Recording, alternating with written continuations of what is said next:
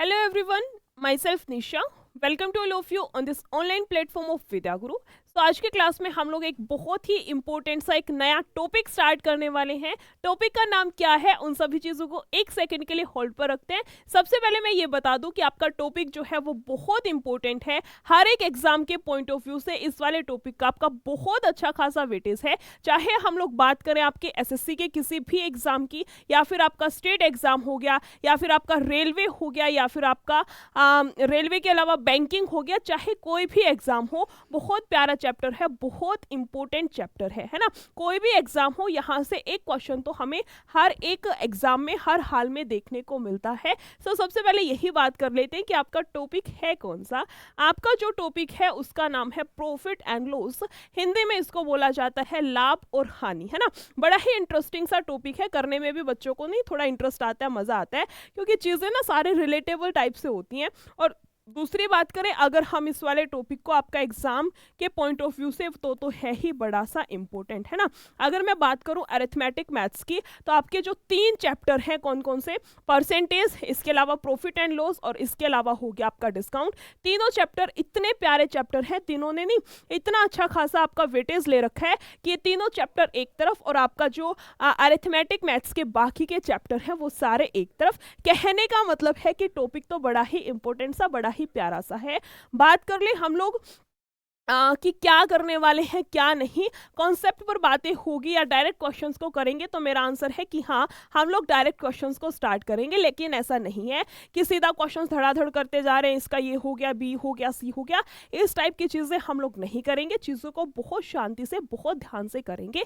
शांति का मतलब हो गया बिल्कुल स्मूथली चीज़ों को करेंगे। जहाँ पर जो नया कॉन्सेप्ट आएगा, जहाँ पर जो नया फॉर्मूला आएगा, जहाँ पर जो नई चीज़ें आएंगी, उनको हम लोग बहुत अच्छे से डिस्कस करेंगे। उसके बाद ही हम लोग आंसर को निकालेंगे। यानी कि आपका कॉन्सेप्चुअल प्लस में क्वेश्चंस की एक तरह से मिक्स क्लास चलने वाली है, ठीक है। चलिए, क्वेश्चंस कैसे होंगे मैं एक बारी वो और बता देती हूँ। आपके जितने भी क्वेश्चंस होंगे सारे के सारे आपके पीवाईक्यू हैं। जितने भी क्वेश्चंस, एक सिंगल क्वेश्चन ऐसा नहीं होगा जो कि आपका पीवाईक्यू ना हो। पीवाईक्यू का मतलब होता है प्रीवियस ईयर क्वेश्चन, यानी कि आपके एसएससी के किसी ना किसी एग्जाम में आया हुआ ही क्वेश्चन है।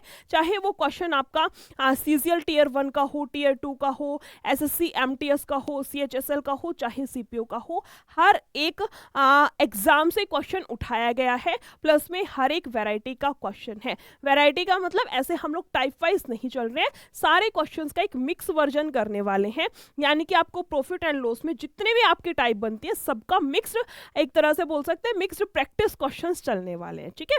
सो स्टार्ट करते हैं क्वेश्चंस को स्टार्ट करें उससे पहले एक बार फटाफट से वीडियो को लाइक, शेयर और चैनल को सब्सक्राइब कर दें, है ना। जिसने भी अभी तक वीडियो को शेयर नहीं किया है फटाफट से वीडियो को शेयर कर दो।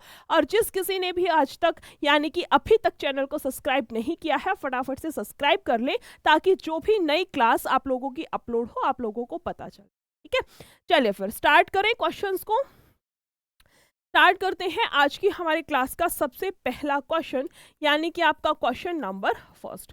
फटाफट से क्वेश्चन को रीड करिए, उसके बाद हम लोग इसका आंसर निकालेंगे। और आपका जो क्वेश्चन है वो बड़ा ही प्यारा सा है, मैं यहाँ पर लिख देती हूँ, आपका बहुत ही इंपॉर्टेंट सा क्वेश्चन है।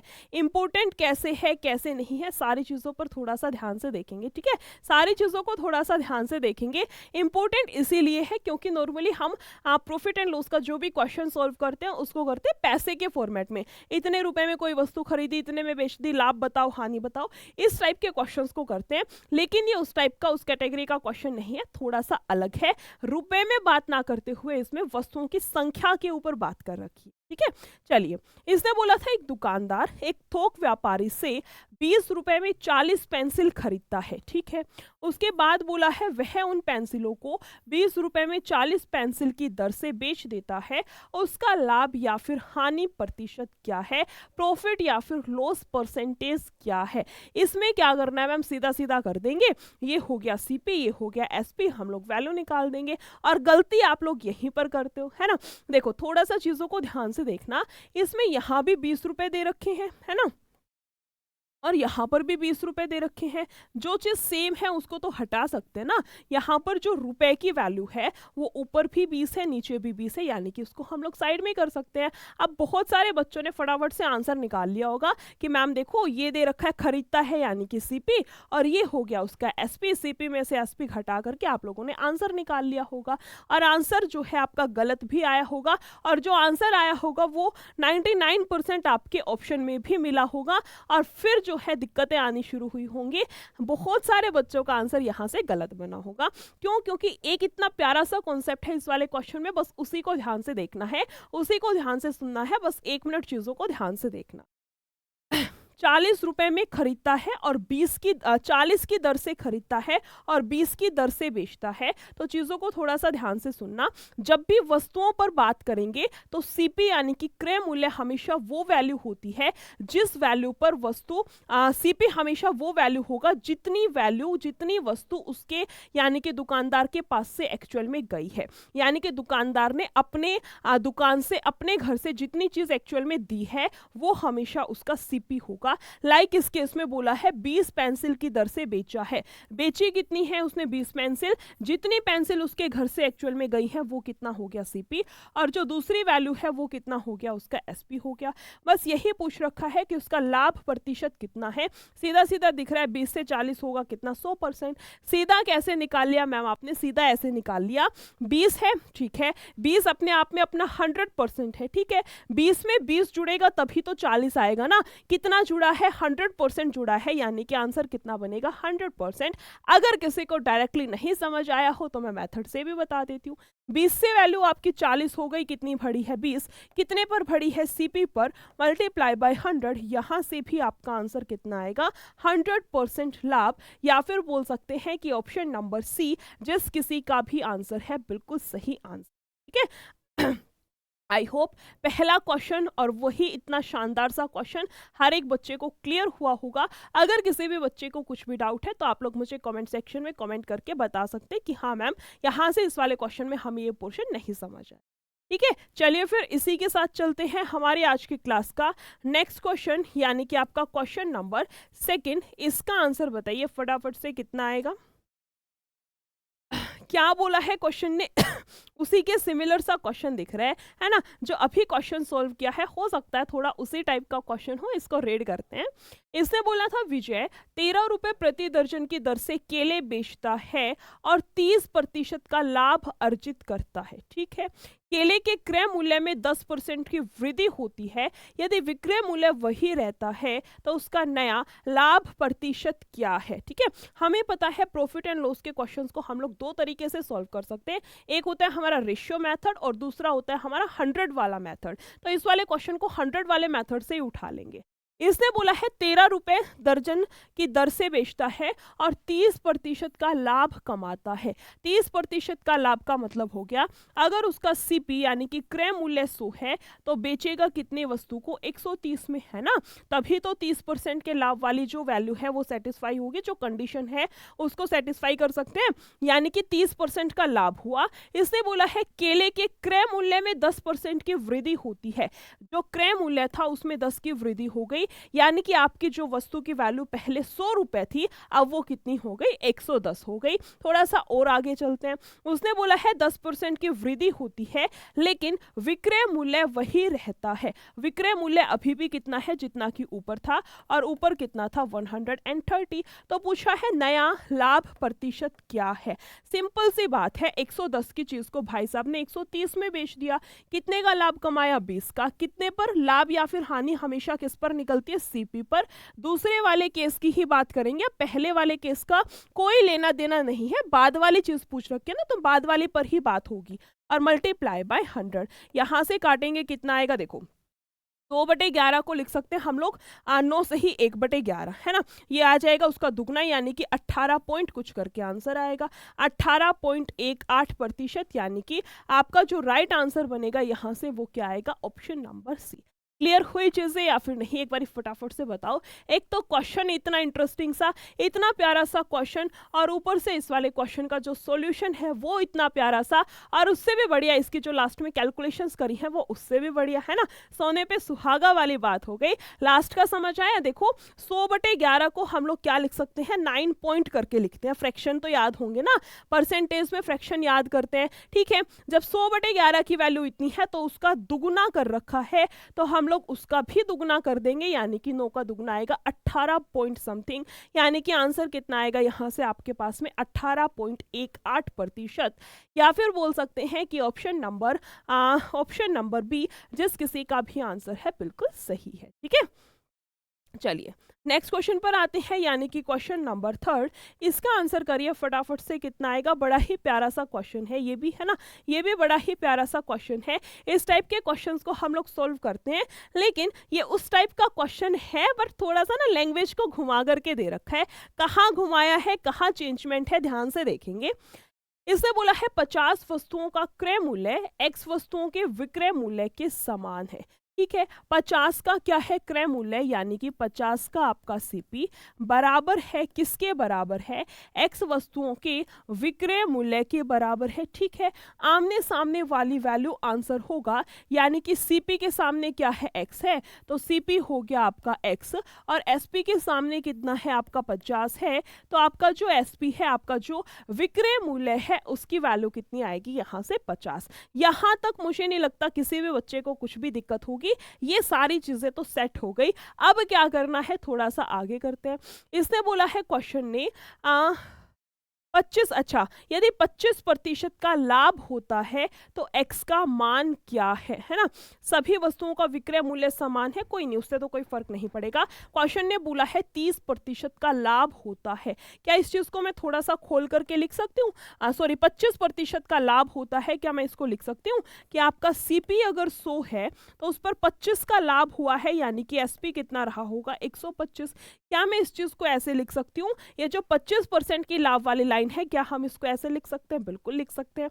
अब देखो यहाँ एसपी कितना है 50, यहाँ कितना है 125, यानी कि मैम 125 50 यूनिट की वैल्यू है ना। या फिर बोल सकते हैं जो 50 यूनिट है वो किसकी वैल्यू है, 125 यूनिट की वैल्यू है। और पूछा है क्वेश्चन ने कि क्रय मूल्य कितना है, यानी कि हमें 100 यूनिट की वैल्यू निकालनी है।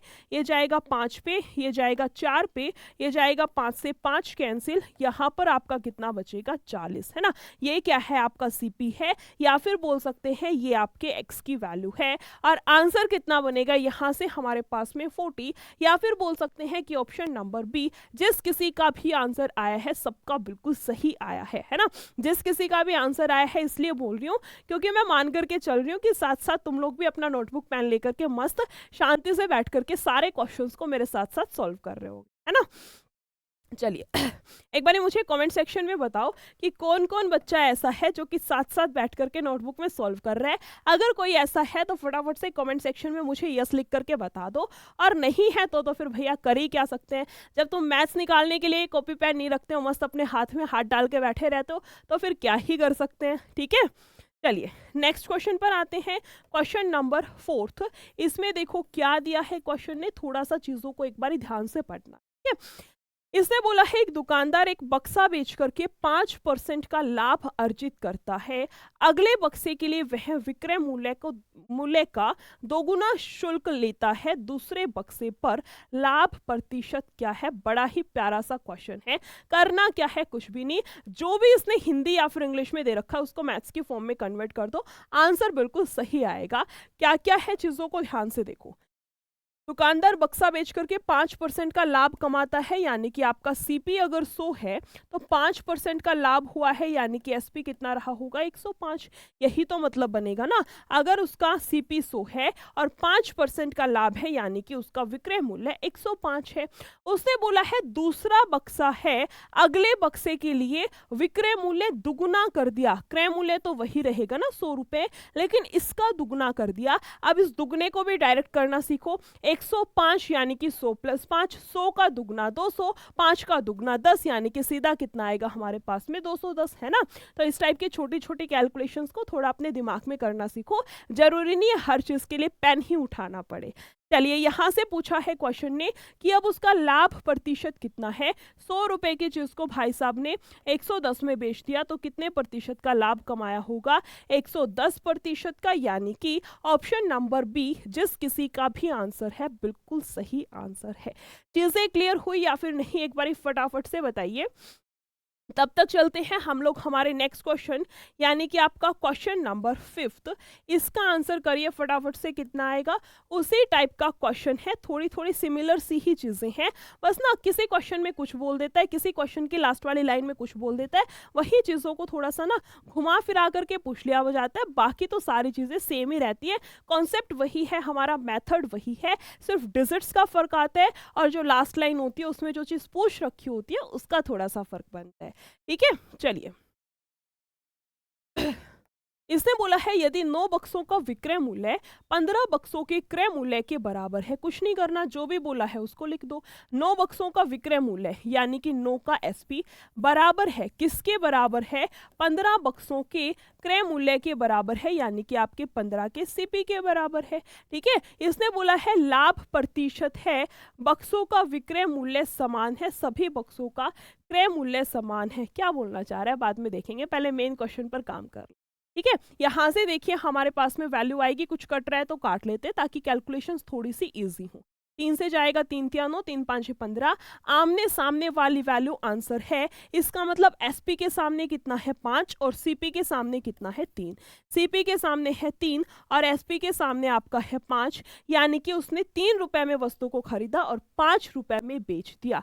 उसके बाद बोला क्या है क्वेश्चन ने, इंग्लिश में देखते हैं, the profit percentage is the selling price of all the boxes is same, cost price of all the boxes is also same, यानी कि बेसिकली हमें उसका लाभ प्रतिशत निकालना है, प्रॉफिट परसेंटेज कितना है ना। उसने क्या किया था, 3 रुपए की चीज को 5 में बेच दिया तो 2 रुपए का लाभ कमाया है। कितने पर मैम? सीपी पर। सीपी कितना है? 3 मल्टीप्लाई बाय 100, यहाँ से बनेगा आपके पास में 200/3। इसको लिख सकते हैं हम लोग, अच्छा सीधा ही छोड़ दें, इसको क्या लिख सकते हैं हम लोग? 200/3%। पॉइंट में या फिर फ्रैक्शन में कन्वर्ट नहीं करना क्योंकि ऑप्शन डायरेक्टली ही दे रखे हैं, तो आंसर भी हम लोग डायरेक्टली निकालेंगे और आपका आंसर यहाँ से कितना बनेगा? 200/3%, या फिर बोल सकते हैं कि ऑप्शन नंबर बी जिस किसी का भी आंसर आया है 100% बिल्कुल सही आंसर है।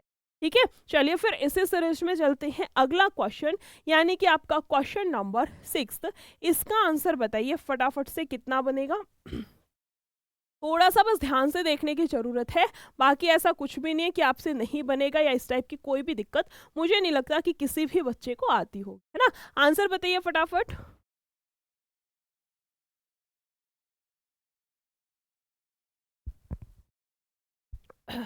इसने बोला है क्रय मूल्य और विक्रय मूल्य के बीच 143 का अंतर है, इतने रुपए का अंतर है, लाभ प्रतिशत 26% है, तो विक्रय मूल्य क्या है? एसपी हमें निकालना है ना।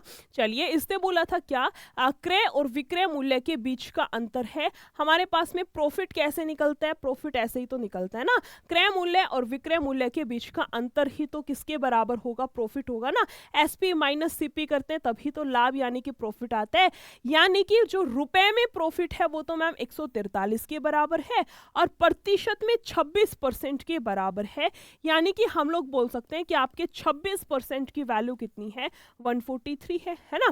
26% की वैल्यू कितनी है? यहां से हमारे पास में 143।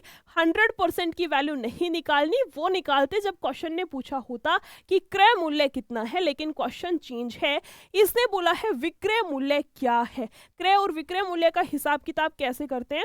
देखो मैम, ये हो गया हमारे पास में सीपी, ठीक है, ये हो गया एसपी। सीपी अगर 100 है और 22% का लाभ है, यानी कि आपका एसपी कितना होगा?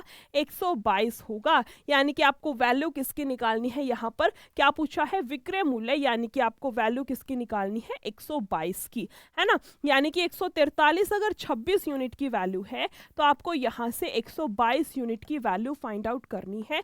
बस इतना ही मेन काम था क्वेश्चन में। मेन क्वेश्चन तो सॉल्व हो चुका है, यहाँ से थोड़ी सी बस काटापीटी करनी है, उसके बाद आंसर बिल्कुल हमारे सामने आएगा। ठीक है, चलिए यहाँ से काट लें इसको। 2 से जाएगा 13 पे, 2 6 12, 2 से जाएगा 1 पे, है ना। 13 से 1 पे, 13 से 1 पे, आंसर के लास्ट में 1 आएगा। 13 एकम 13 और 1 13 एकम 13। ठीक है, यहाँ से कितना बनेगा, 2 से 13 पे तो जाएगा, 2 छिक 12, 2 एकम 2। आंसर के लास्ट में तो 1 आएगा, ये तो हो ही नहीं सकता। एक बार इसको फिर से रीड करते हैं। इसने बोला है क्रय मूल्य और विक्रय मूल्य के बीच का अंतर 143 है, लाभ प्रतिशत 126 आएगा ना।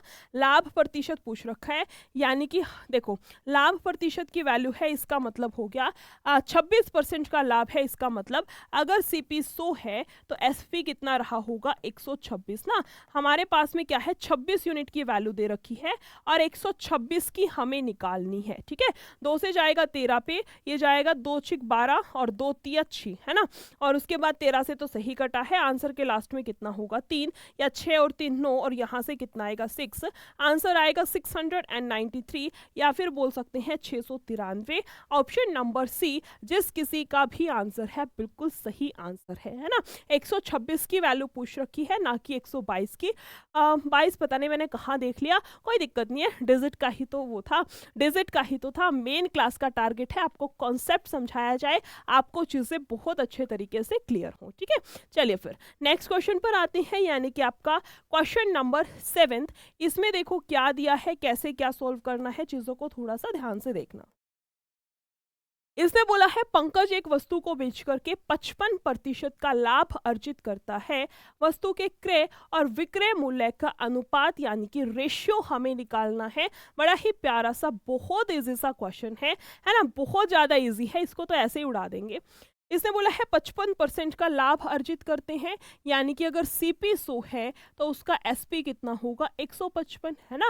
55% के लाभ का मतलब हुआ अगर सीपी 100 है तो एसपी कितना होगा, 155 होगा। बस यही क्वेश्चन ने हमसे पूछ रखा है कि इसका रेशियो कितना है। चीजों को यहाँ से काट लेंगे, 5 से जाएगा 20 पे, 5 से 15, 5 से जाएगा 1 पे, यानी कि आपका आंसर बनेगा कितना, 20:31। यहाँ से आपका आंसर कितना बनेगा, 20:31, या फिर बोल सकते हैं कि ऑप्शन नंबर डी जिस किसी का भी आंसर है वो बिल्कुल सही आंसर है।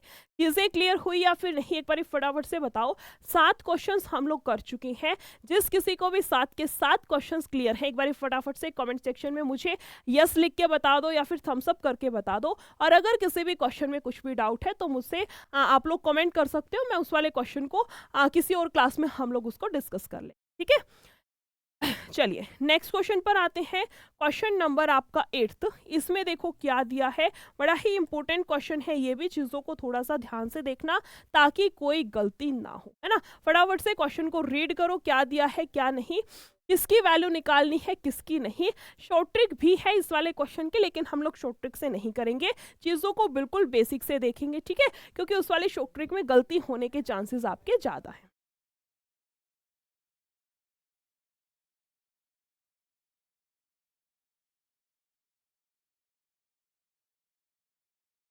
क्या बोला है क्वेश्चन ने कि 55 मीटर कपड़ा बेचने पर व्यक्ति को 11 मीटर कपड़े के विक्रय मूल्य के बराबर लाभ होता है, तो लाभ प्रतिशत क्या है। ठीक है,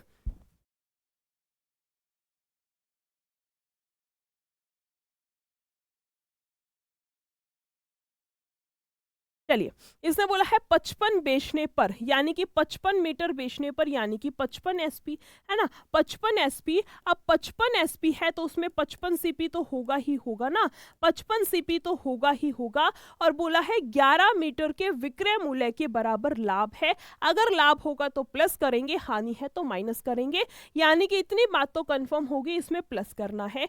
क्या प्लस करना है, 11 मीटर के विक्रय मूल्य, यानी कि हमको 11 एसपी इसमें प्लस करना पड़ेगा। आई होप ये वाली लाइन हर एक बच्चे को क्लियर हुई होगी। अगर ये वाली लाइन क्लियर है फिर तो क्वेश्चन में कुछ भी नहीं करना, सारी चीजें ऐसे ही उड़ा देंगे। ठीक है, देखो मैं फिर से रिपीट कर देती हूँ। इसने बोला है 55 मीटर कपड़ा बेचने पर, बेचा है यानी कि 55 का एसपी, और कोई वस्तु बिकी है यानी कि उसका क्रय मूल्य तो उसमें था ही ना, यानी कि 55 का सीपी तो है ही है, और लाभ हुआ है तो यहाँ प्लस करेंगे। क्या प्लस करेंगे, जितने का लाभ है, कितने का लाभ हुआ है, 11 के विक्रय मूल्य के बराबर लाभ हुआ है, यानी कि 11 का एसपी। उसके बाद थोड़ा सा और आगे चलते हैं। आगे क्या करेंगे, सारी चीज़ों को एक साइड कर लो। एसपी यहाँ भी है, एसपी यहाँ भी है, दोनों को एक साइड लाएंगे। 55 में से 11 जाएगा, हमारे पास बचेगा 44 और यहाँ पर आएगा 55। ये क्या है, सीपी है। चीज़ों को थोड़ा सा और छोटा करने की कोशिश करेंगे। मैम ये जाएगा 11 से 4 पे, ये जाएगा 5 पे। एसपी के सामने 5 है, सीपी के सामने 4 है, यानी कि आपका सीपी हो गया 4 और आपका एसपी हो गया यहाँ से कितना, 5। अब आते हैं मेन क्वेश्चन पर। इसने बोला है लाभ प्रतिशत क्या है। अब तो निकाल देंगे, ये भी कोई पूछने वाली बात है ना। जब उसने 4 रुपए की चीज को 5 में बेच दिया, मतलब 1 रुपए का लाभ कमाया, कितने पर, सीपी पर। सीपी कितना है, 4। यहाँ से सॉल्व करेंगे, आंसर कितना आएगा हमारे पास में, 25%। या फिर बोल सकते हैं कि ऑप्शन नंबर सी जिस किसी का भी आंसर है बिल्कुल सही आंसर है। चीजें क्लियर हुई है ना।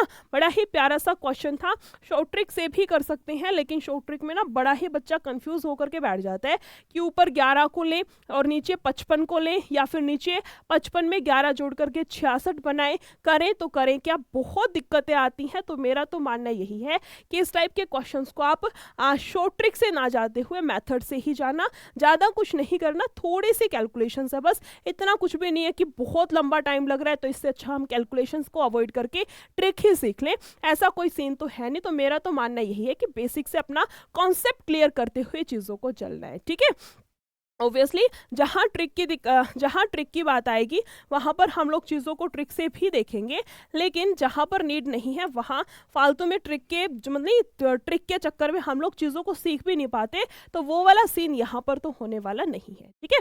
चलिए फिर नेक्स्ट क्वेश्चन पर आते हैं, यानी कि क्वेश्चन नंबर 9। इसका आंसर करिए फटाफट से, कितना बनेगा, क्या दिया गया है क्या नहीं, चीज़ों को थोड़ा सा ध्यान से देखना। इसने बोला है दुकानदार ने 105 मीटर कपड़ा इतने रुपए में 20 रुपए प्रति मीटर के लाभ पर बेचता है। 20 मीटर कपड़े का विक्रय मूल्य क्या है, ठीक है। 20 रुपए प्रति मीटर के लाभ पर बेचता है। फिर से देखो, इसने बोला है क्वेश्चन ने कि एक दुकानदार है, ठीक है, 105 मीटर कपड़ा बेचता है 12,600 में और 20 रुपए प्रति मीटर के लाभ पर बेचता है, यानी कि हमारा यहाँ पर जो ये विक्रय मूल्य है ये 120% के बराबर है। बात तो ठीक है। उसके बाद बोला है क्वेश्चन ने कि 20 मीटर कपड़े का मूल्य यानी कि क्रय मूल्य कितना है, यानी कि हमें सिर्फ और सिर्फ यहाँ से 100% की वैल्यू निकालनी है ना। इतने इस टाइप के कितने सारे क्वेश्चंस हम लोग कर चुके हैं। सो इस वाले एक क्वेश्चन को हम लोग रखते हैं आज की हमारी क्लास का होमवर्क क्वेश्चन, यानी कि वो वाला क्वेश्चन जिसको कि आपको सॉल्व करना है और जिसका आंसर मुझे कमेंट सेक्शन में करना है। और जितने भी बच्चे क्लास को देखेंगे कंपलसरी है भैया सबके लिए, आंसर सभी को करना है। इतनी बात मेरी भी सुन लो, ठीक है। चलिए फिर नेक्स्ट क्वेश्चन पर आते हैं, यानी कि आपका क्वेश्चन नंबर 10th। इसमें देखिए क्या दिया है क्वेश्चन ने, कैसे किसका आंसर निकालना है, क्या पूछ रखा है, चीज़ों को थोड़ा सा ध्यान से देखते हैं ताकि फटाफट से आंसर कर। इसने बोला है एक वस्तु को 14% की हानि पर बेचा गया, ठीक है। यदि इसे इतने रुपए अधिक में बेचा जाता तो 7% का लाभ होता। पूछा है वस्तु का क्रय मूल्य कितना है ना, वस्तु का सीपी कितना है। ये वाले क्वेश्चंस होते हैं हमारे इमेजिनेशन वाले क्वेश्चंस, यानी कि जो वो हिसाब किताब कर चुका है उसके बाद भी हिसाब लगा रहा है, बैठे बैठे सोच रहा है काश मैं ऐसे बेच देता, चीज़ों को ऐसे कर देता, ऐसे कर देता। फालतू की टाइम पास वाली चीज़ है, उस टाइप के क्वेश्चन से। लेकिन क्वेश्चन बड़ा इंपॉर्टेंट है, क्वेश्चन टाइम पास नहीं है, इस चीज का थोड़ा ध्यान रखना। चलिए, इसने बोला है वस्तु को 14% की हानि पर बेचा गया, लेकिन इतने रुपए अधिक में बेचता तो क्या होता, उसको 7% का लाभ होता।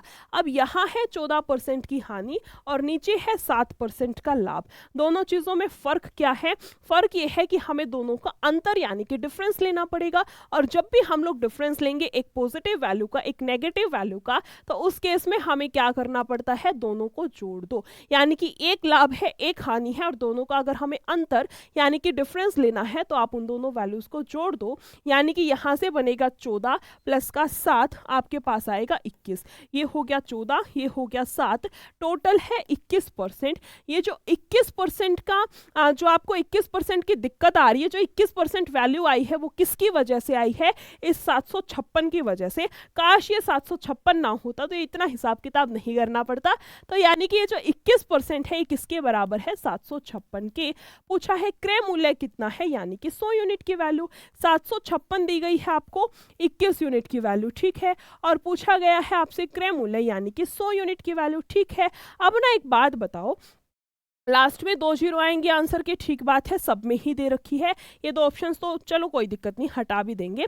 अब यहाँ 21 है, यहाँ मुझे ना 6 चाहिए, तो मैम आप 21 की ना किसी ऐसी वैल्यू से मल्टीप्लाई कराओ जिससे कि उसके इकाई के अंक पर यानी कि यूनिट डिजिट पर 6 आए।